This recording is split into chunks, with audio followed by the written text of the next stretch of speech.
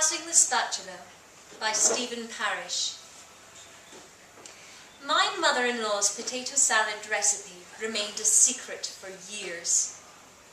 The family often convened behind her back to debate how best to extract it from her, to ponder what the consequences would be if she didn't pass it along before going to heaven, to wonder how we'd cope with the loss. Rich and creamy. The sliced potatoes, just the right firmness, and seasoned exquisitely. The salad inspired moaning at my mother-in-law's dinner table. No conversation took place during its consumption. To speak even of divine things while chewing those heavenly morsels would have been sacrilege. It contained much of the usual stuff. Of that we could be sure: mayonnaise, diced pickles, miscellaneous spices. Over the years, we were able to identify specific ingredients and estimate their proportions. But one ingredient eluded us. We knew it was there. We just couldn't tell what it was. Enough of it was present to affect the flavour, yet not enough to allow identification, despite our best qualitative analyses. My mother-in-law's secret recipe had a secret ingredient. It lent an ethereal quality, rooted admittedly in the tangible, the earthly, yet it was sublime, otherworldly. We placed it on our tongues. We closed our eyes. We moaned. But we never could figure out what it was. We had to discover it. We hired lawyers, but none was able to find a potato salad recipe inheritance statute on the books. We submitted samples to chemical laboratories. Once, we invited the family priest to dinner so that he might taste the dish, but all he could suggest afterwards, while still in rapture from the experience, was that we torture the woman for the recipe. The church has lots of experience in these matters, he assured us. My husband is my mother-in-law's oldest child, the apple of his eye.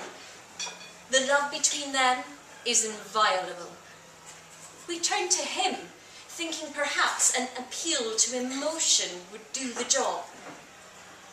After an hour behind closed doors with his mother, during which we heard pleading and sobbing and what sounded disconcertingly like the mournful cries of a wounded bear, my husband emerged, his face flushed and his lips quivering. And he suggested we follow the priest's advice. Rack the bitch. We tried tricking my mother-in-law into thinking she only had hours to live.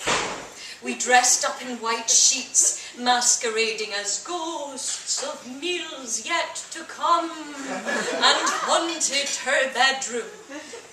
We recruited a distant cousin to pretend to be a cookbook author, willing to pay millions for the recipe. Nothing worked. My mother-in-law only smiled wanly at our efforts and kept her cussed mouth shut. Time to get the priest, I concluded. The consent was unanimous. But my mother-in-law is wise. Aren't they all?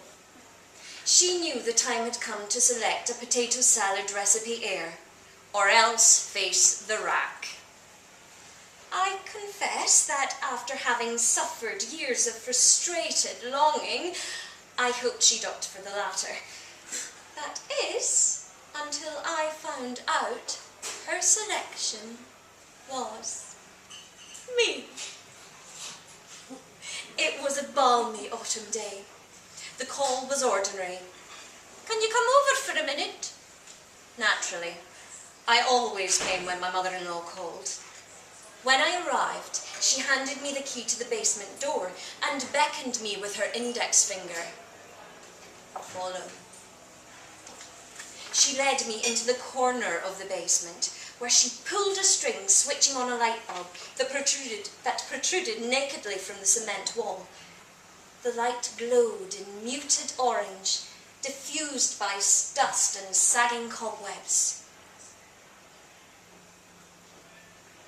She looked around to make sure we were alone. I did too, although it was quite a stretch to imagine anyone lurking among the cardboard boxes and shriveled spiders. She leant towards me, placing her lips by my ear. She hesitated. I stood motionless, my pulse rising. A solemn silence enveloped the space around us. She whispered a solitary word. A secret ingredient. At first, I was stunned. What originality, I thought. What genius! The great poets of centuries past would be stricken dumb by its bold freshness, its novelty, its virtuosity. Few people before me had experienced such enlightenment. Nicholas Copernicus, when he discovered the heliocentric theory. William Shakespeare, when he penned Hamlet. Lyle Lovett, when he saw Julia Roberts naked for the first time.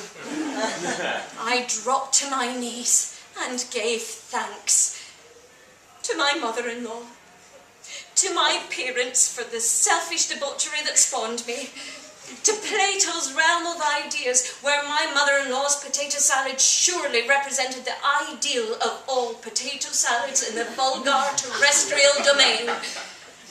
The recipe will survive iterations of the Big Bang, and every scientific revolution to come.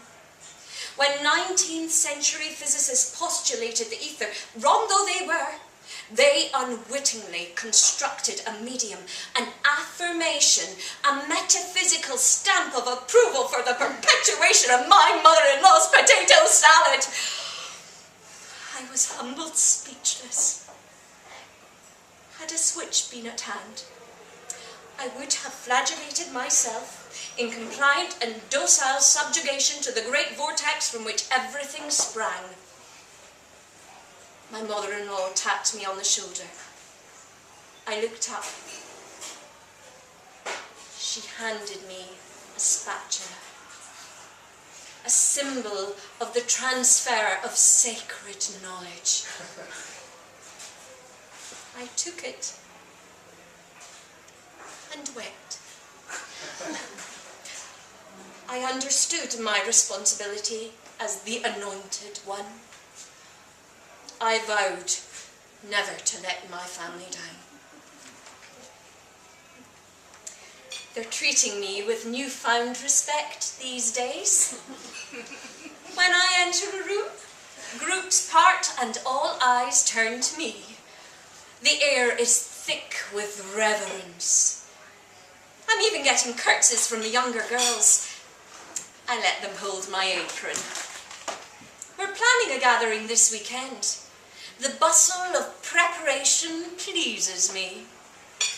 I happen to spy a couple of my uncles secretly building me a new kitchen counter. I'm touched. The counter is large and rectangular, like a medieval door. It has ropes, spools, and a hand crook. Looks like I'm going to be making a lot of potato salad. I can't wait to try it out. A big crowd is expected. Even the family priest will be there.